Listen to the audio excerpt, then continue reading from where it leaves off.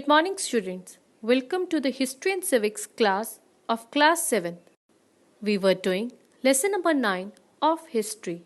The name of the lesson is Akbar the Great.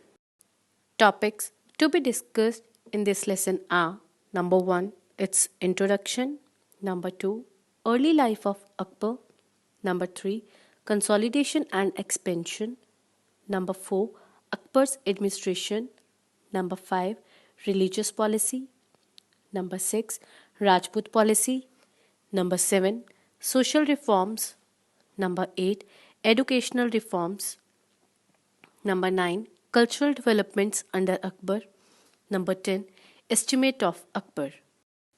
New words of today's topic are: number 1, mansab.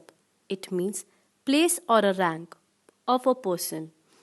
Number 2, infantry means soldiers on foot. Number 3, cavalry means military on horseback. Number 4, artillery, weapons on the wheel or mounted fire guns or missile. Number 5, zarib means rod. Number 6, fallow. It means land plowed and harrowed but left unsown for a period in order to restore its fertility. Next is recuperate means restore. Next, calamity, an event causing great and often sudden damage. Remission, the cancellation of the charges or penalty. Before starting with today's topic, let us recall the cross questions of today's topic. Number 1, name the Mughal emperor who believed in divine theory of kingship. Number 2, into how many subas the Mughal Empire was divided at the time of Akbar's death. Number 3, state 2 lines on Akbar's central administration. Number 4, state 2 lines on Akbar's provincial administration. Number 5, who was in charge of royal household in Akbar's court. Students, you have to take out page number 94. Army administration and the Mansabdari system. The emperor was the commander-in-chief of the army. Next to him was the Mir Bakshi. Who was Mir Bakshi? One who looked after the administration of the army. The Mughal army consisted of infantry, the cavalry, the artillery, the war elephants and the navy. The chief feature introduced by the Akbar in his army administration was the Mansabdari system. The word Mansab means a place or a rank. Thus, a Mansabdar was a person who held a particular rank. His rank determined his salary and his responsibilities, means his duties. Mansabdari system. The Mansab is an Arabic word meaning rank or position or status. Thus, Mansabdari was a system in which the rank of a government official was determined. Every civil and military official was given a Mansab and was called a Mansabdar. There were two methods of making payments to the nobles. One was giving them Jagir, means land, wherefrom they got their salaries. The second was making cash payment.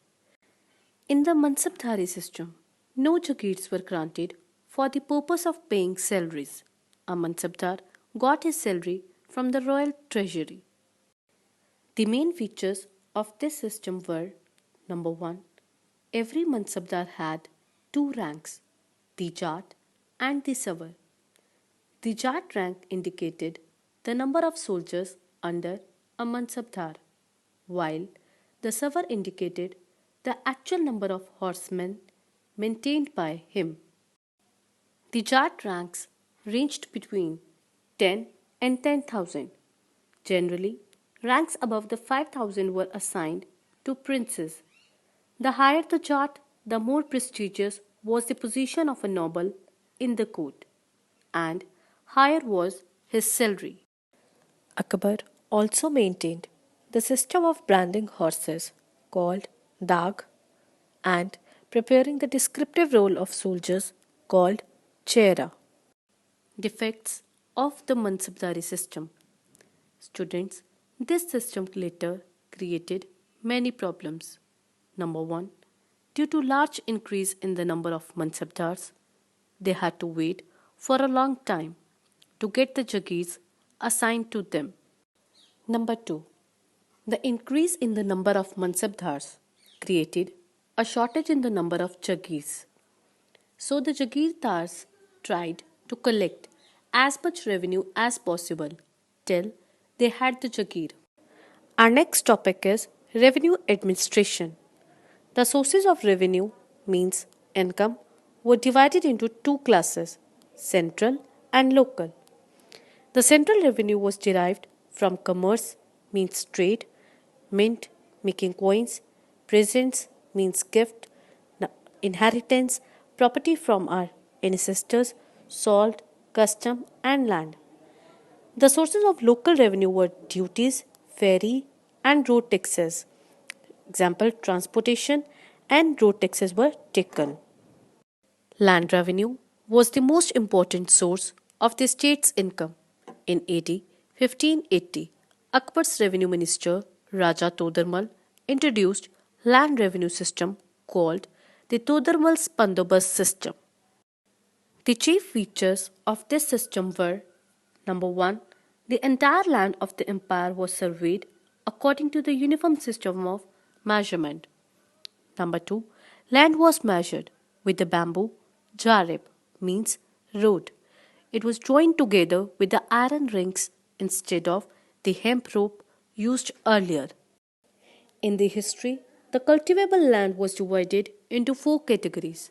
Number 1, polage means the fertile land, the land that was always cultivated. Number 2, paroti, land left for a year or two to restore its fertility. Number 3, chachar, land left uncultivated for 3 to 4 years.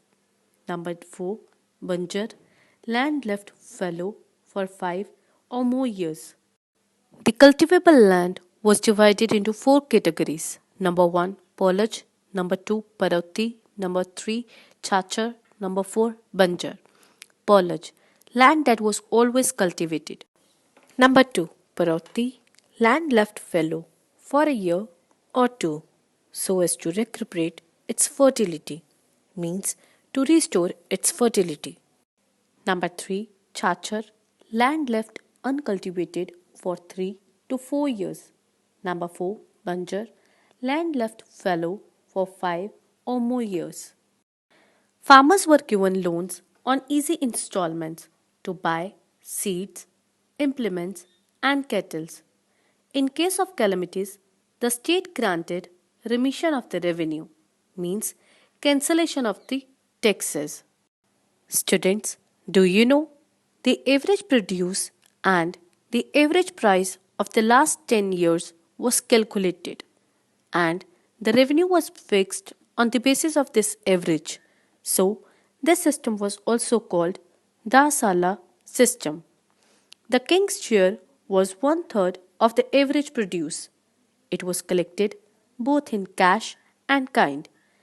The revenue officers were not harsh in the collection of the revenue. Students, today we have to discuss till here only. Thank you.